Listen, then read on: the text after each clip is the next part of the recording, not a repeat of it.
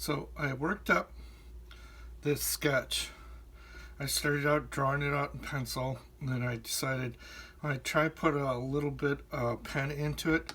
And if you try putting pen into it, you want to make sure you use a Sharpie for it, because the Sharpie's gonna not bleed. If I were to use my regular drawing pens, when I put water over the top of it, it would bleed all over the place. So Sharpie is waterproof. That's the only pen I've found so far that I know for sure is going to be waterproof. While um, any other pen may not be. So I noticed a lot of you guys went to school and got some watercolor paper, and that would be a really good choice. And so let's talk about watercolor. Now, I'm not the best watercolorist. I'm still experimenting on methods and procedures on getting a successful watercolor. One thing you need to do is you need to tape down your watercolor piece of paper. Watercolor paper is a lot heavier than regular paper, so it's not going to buckle and do all kinds of weird things. The lighter the watercolor paper is, the more it may buckle. So, just keep that in mind. Heavy's better, but a lot of times you just get what you can afford. And so if you grab some stuff at school, that's perfect. So let's talk about doing watercolor. Now, there's a lot of good watercolor demonstrations out there. I'd encourage you to watch those. They don't tell you all their process, and so that leaves out a lot of holes in how they do things. Now, what I'm going to try to do is I'm going to try to keep things pretty loose. I'm just going to be kind of crazy and wild with my watercolor starting out. And so the first thing I'm going to do is I'm going to get my figure. Well, actually, I'm going to wet the whole paper. I'm just going to go and take a big brush, and I am just going to wet the whole paper. Now, a lot of watercolor artists will take their paper and dunk it into a big pan, and they'll soak the paper so the paper is wet from both sides, and then they'll tape it down. But here we are just gonna try this and see how it works, and it should work pretty well, I think. So I'm just getting everything good and wet so I can push color around all over the place. Now, the first thing I'm going to do is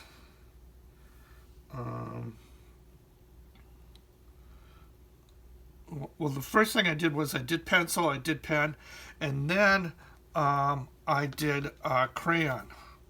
So my biggest problem with watercolor is I always make the mistake of not saving the whites, not saving the highlights. So you always start out with the highlights and build yourself to the darks. And that's opposite of what you do with any other paints. So watercolor is sort of backwards in that respect. And so what I did was I went into all my highlight areas and I put crayon. If I was a real watercolorist and really good at it, I would use masking fluid. Masking fluid's a latex paint, and you lay it over the top, and then you can rub it off later. But it'll keep your whites white. And this is just the poor man's masking fluid, is use a crayon. Some people will use oil pastels, which works just fine. This is probably the best thing to use. But if you got a crayon, use a crayon. Try that. So let's try to add some color. Now, I need to keep in mind that I'm going to do light colors first. And so I have some, kind of, this is a yellow, and this is a darker yellow, and I'm mixing it two together, and that's pretty thick. I want it really watery, so it goes on pretty easily. And I'm just going to drop it in here. And wherever it goes, wow, my wax resist isn't working as well as I was hoping it was going to work. So this will be my light values. Okay, now I can keep going over the top of it and start building darker values into it.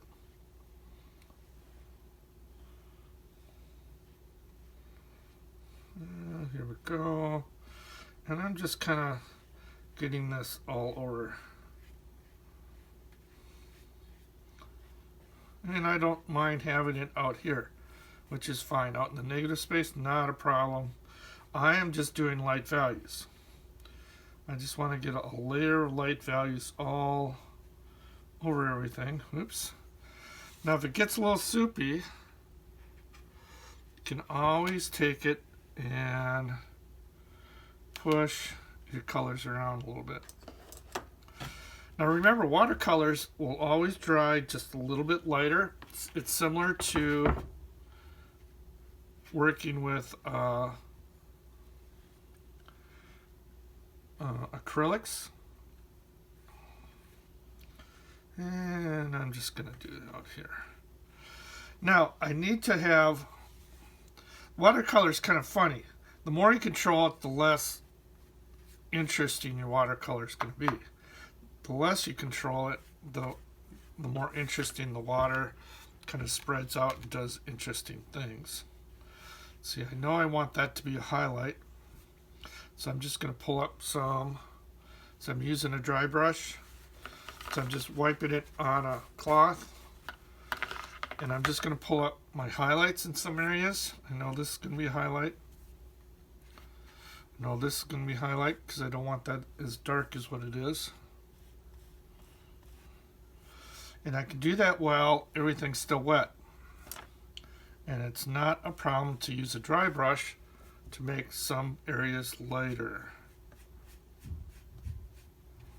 Oops, and that's I have the cheap watercolor paper from school, and so it's doing a little buckling here.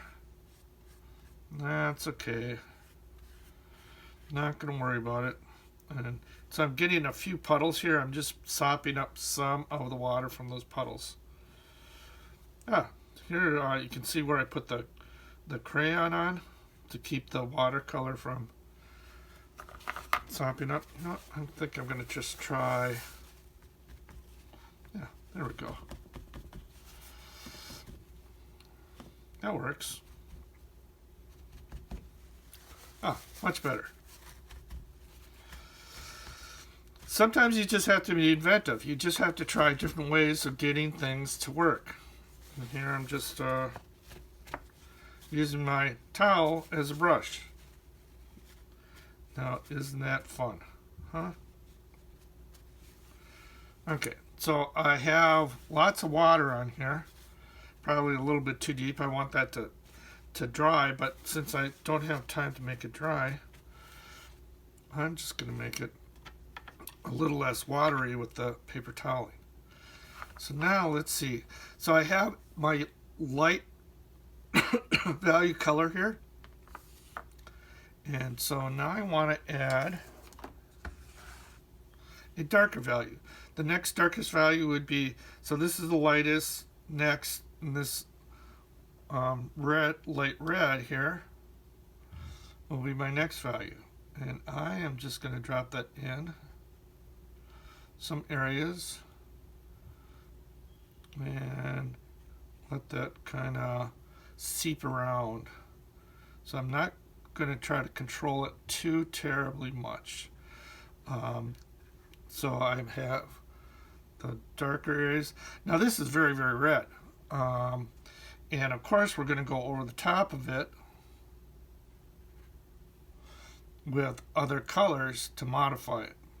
So don't get scared to go, oh my goodness, I don't want it that red. I'm trying to make a skin tone. Well, eventually we're going to get to the skin tone.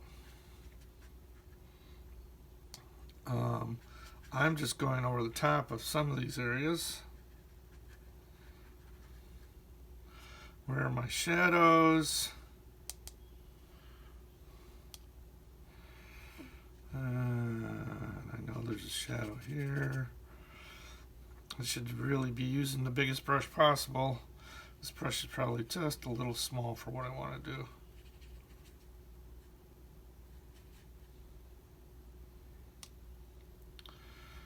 And I know that's going to be darker.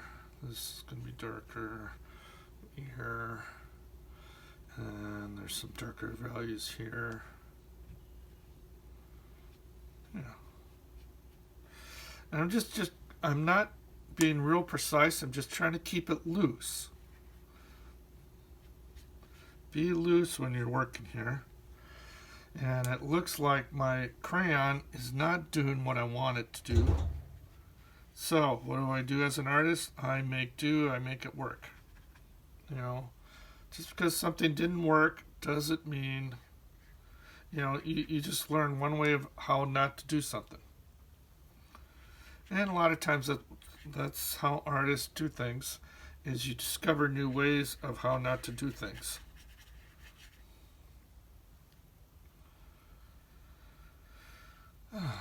Yeah, that's going to be dark there. So I'm just working out my value structure on my figure while everything's still a little damp.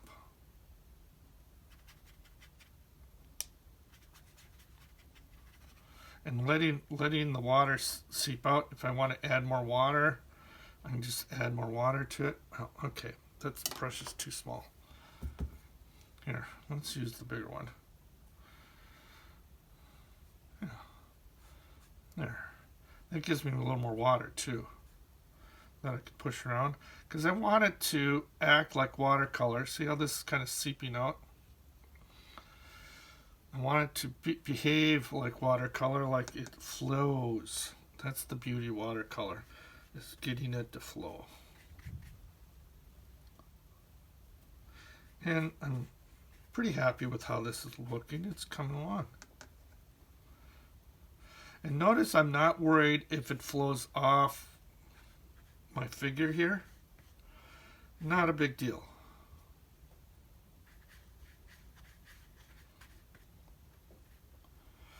And so I'm just building up values. You know, so this is a light value, this is a little bit dark value, and then I'm going to hit it with another dark value. I'm just going to make that whole eye socket darker. Yeah, that's not too bad. It's a little dark here, a little dark here. So I'm just working my way around, trying to get the dark areas. And I have a little more value here. There's a little value that comes up here. So I have my highlights, and this is almost like a mid-tone. I'm thinking it will probably be close. This is close to the mid-tone, because I want to go darker. So I want to have at least 3 layers of values.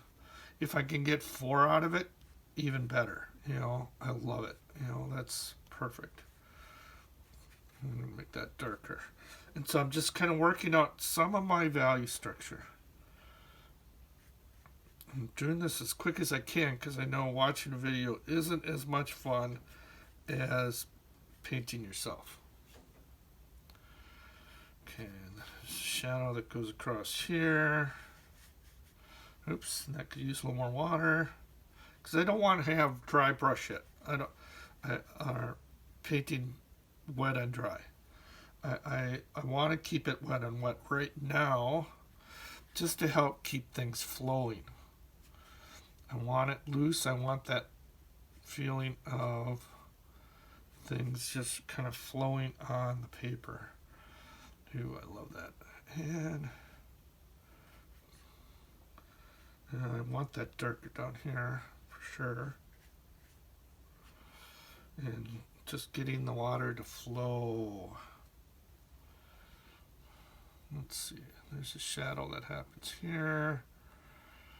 A little more here.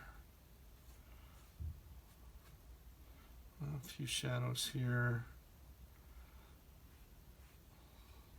Notice how we start losing all the little pencil lines. So having these having the pen lines really help.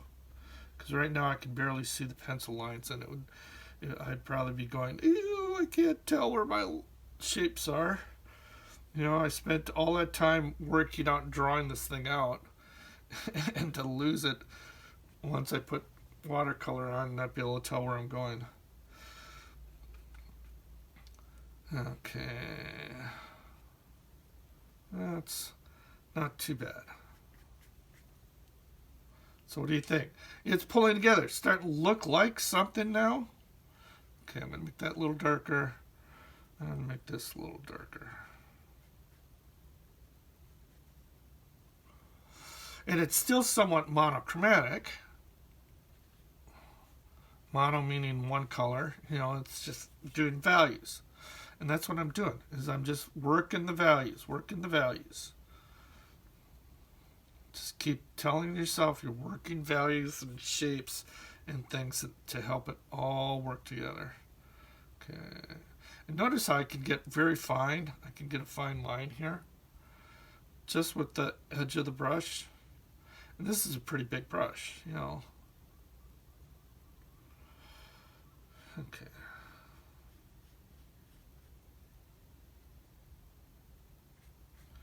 I have to think here. Did I get everything I wanted? Oh, this shape is going to be really dark. Okay, so that's working. So notice how this is all on one side of the color wheel, so I'm not adding any complements. If I added complements, I'd start turning to mud.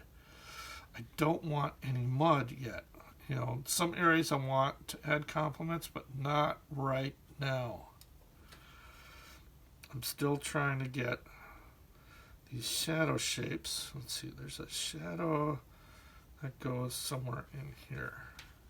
Oops, that's a little bit too dry. Add a little water just to get it to flow a little more. Ooh, I like that. Okay. That's dramatic. Isn't that fun? Yes. It's starting to come alive. It's like Frankenstein's monster. It lives. It lives. You know, and that's always fun when the painting you're trying to do is starting to make a little sense. Okay, now I'm following my method. My method is very light values going to darker values. Now I have the light tones, mid-tones, and let's try little darker values. Now I do have these paints too, so I can use these paints. These paints usually give a lot lighter values in things, so I can try adding a little bit of these paints. See how much darker that is? It's nice dark red. I don't know how that, yeah. So now I'm trying to draw, and I probably should use my smaller brush now, trying to get a little more accurate. But I still want the water to flow a little bit here. I don't want it to be real defined yet. So I'm trying to get the water to flow. Where's that? There's but I'm trying to add a few marks here. And I know this is going to be a lot darker here. So now I'm doing a darker red. See how this darker red is very different than the much lighter red here? Now, my problem usually is I get too dark too quick.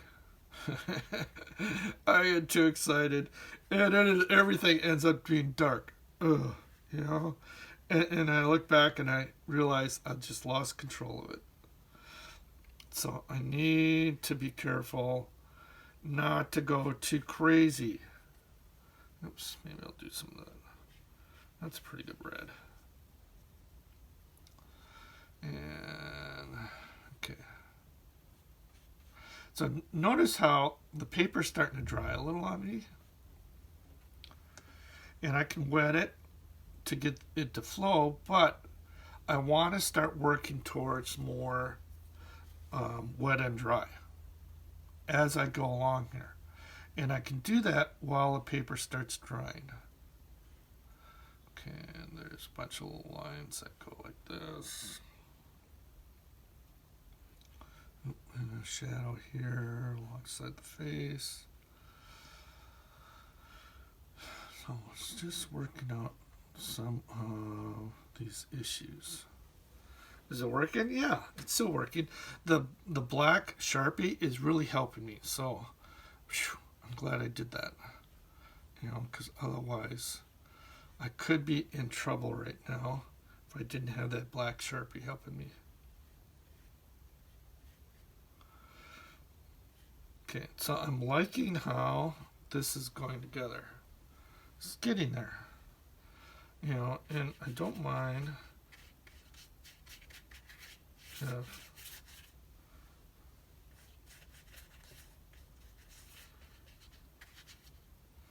I get a little more enthusiasm out here as far as smearing paint around. You know, I'm thinking this background should be darker, but I'm a little nervous on adding something out here and getting too dark, because my tendency is I get too dark and then I lose everything that I was trying to do. Oops.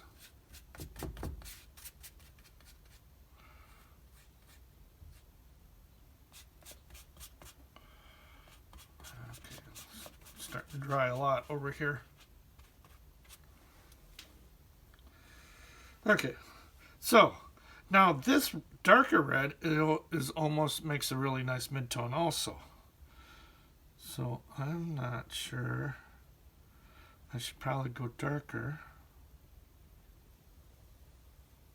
with some of this. Okay, and I probably need to switch to the smaller brush, because my tendency is to go too fast. And so I'm just going to take my time and work my way. I know there's a shadow here. And just add some of these values here. Get better shapes, essentially, I think. You know, I know there's some, but I want to keep these other values. I don't want to paint over the whole thing. Don't do that, don't do that, don't do that. Don't paint over the whole thing. I want to have a layered value of all these things. Wow, and this is going to be a lot darker back here. Now, the interesting thing here is when I add other colors on top of this, since I'm using kind of colors all over the place like this is going to help my color harmony. And it's just going to make things work better. I just want a few lines for that hairline. And you notice I'm not following the picture exactly, but I'm getting the gist of it.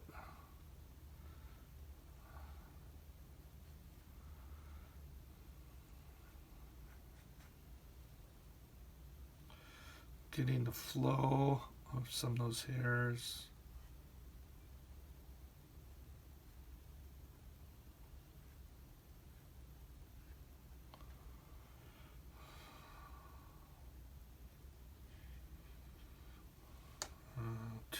Too dry. Want it to flow into other stuff. So I'm still working on letting it flow out. You know, but it's kind of the in-between thing of having some line and some flow to painting.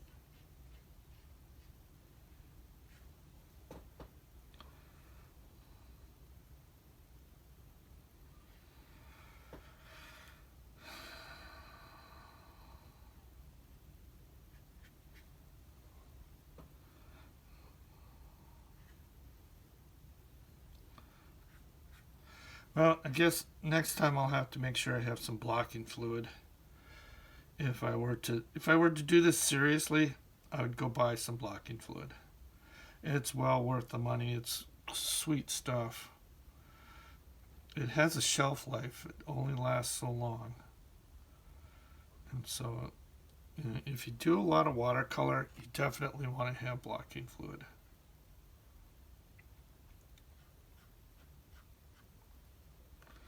Here. Now I have some line, some things flowing. I love it. You know, so I'm starting to have some variety. Let's see, there's some very fine. You know, and I'm going to lose some of this pen work here, and I'm fine with that. The pen work was just to help me to make sure I didn't lose my drawing underneath while I was painting, because I was really afraid that I was just going to lose a lot of that, and I can't hardly see any of the pencil right now.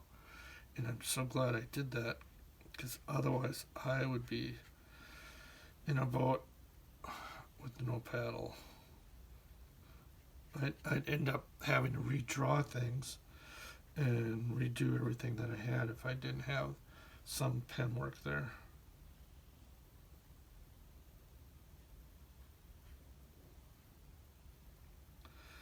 Okay, now the next layer I'm going to do is going to be much darker and more controlled. So I'm kind of going from very loose to very controlled. Now look at this highlight on this bottom lip. I lost that completely. Where's that bottom lip?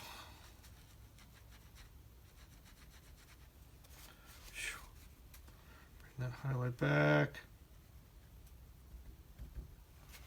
There, because the light's coming down and it kind of hits this bottom lip right here. And I did have crayon on it, but it just isn't doing what I was expecting it to do. Now this is fun. It's really starting to come out. It's really starting to work. It's fun when your painting works. It's harder when you start struggling. But remember, whenever you're struggling with the painting, that means you're learning something new. So struggling's okay. You want to keep learning. If you're not learning new things, then, you might as well buy your paintings at Walmart or something. But, there we go.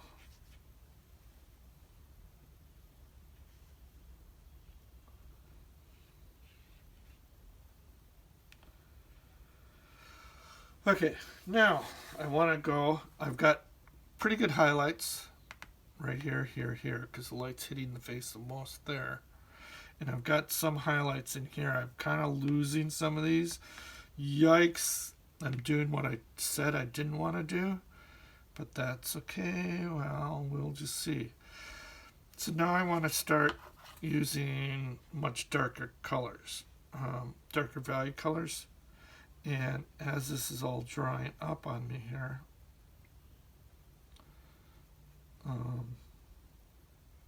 and I can start using complements, because I'm only going to use a little bit. So I'm going to use this, it's cobalt blue. Now cobalt blue plays very well with warm colors.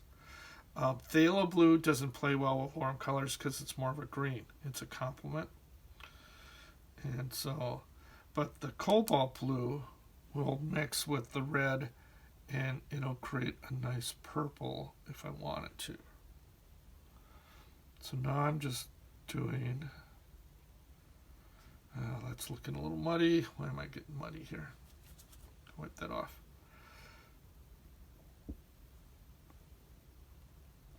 So now I'm just doing some of the line work, adding some of the shadows. I know this is going to be more shadow. Oh, there's a shadow that happens behind that lip. So I'm just adding, while this is still wet and it still flows a little. I want it to flow a little. Always trying to get it to have that feeling of flowing. You know, you can always add a drop of water again in it and help it to flow. I'm being more precise with my mark making, but I'm still not being exact. You know, I'm still fairly loose. I want to maintain that feeling of looseness. And so this will take a little while to get it to go out. Oh, I know this is going to be much darker here. So notice how, so I built up from my light colors to my dark colors, my dark values. Light to dark values. Interesting.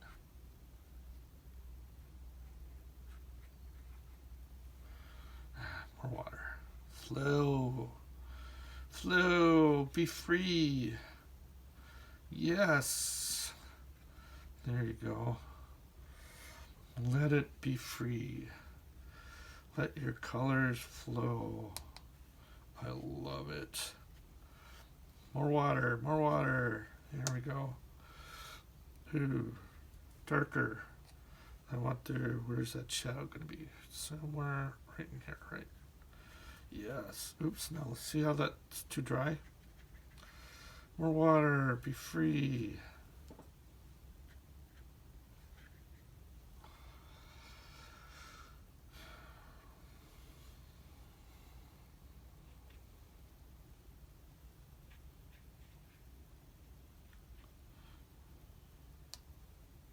Wow, that's a lot darker. So I took some of the blue from this tub.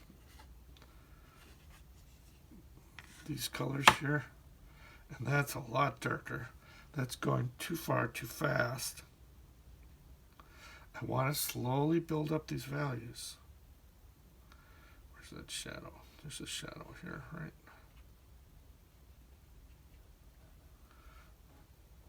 I don't like that. That's way too dark. Okay. Something doesn't work. Always pull it up. The texture's kind of fun. And then I'm just going to drop some water on top to get it to flow again.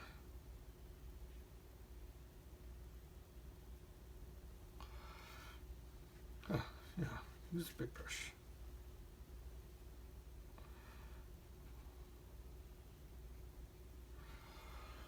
So I'm slowly building up the darker values now.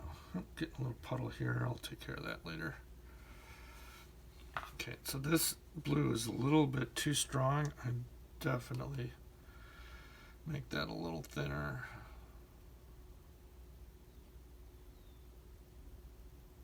That's not too bad. And so I'm trying to create small shapes here with these shadows that describe the figure.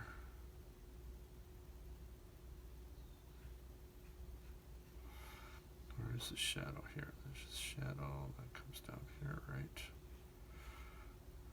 Right here. So I'm slowly building up these values.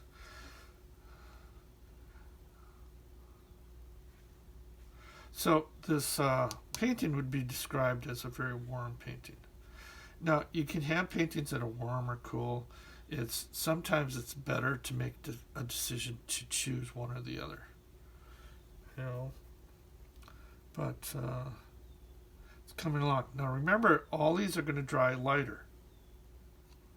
Keep that in mind.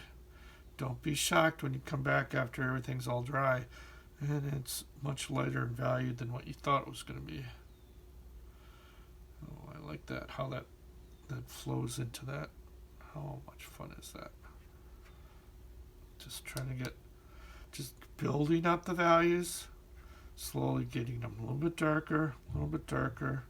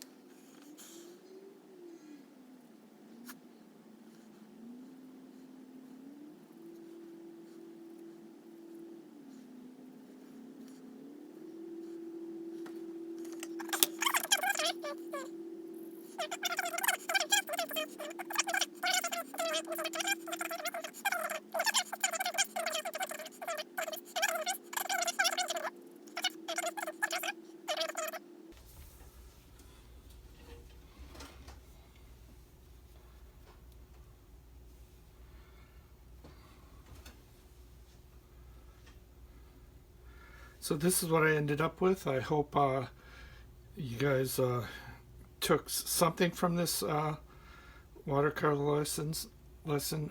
There's lots of different ways of doing watercolor. This is just one possible way that you could do it. look up watercolor lessons online, and I'm sure you're going to find lots of interesting ways of handling watercolor. There's just hundreds of ways of doing it. So this is just one way of thinking about it. So I hope you enjoyed this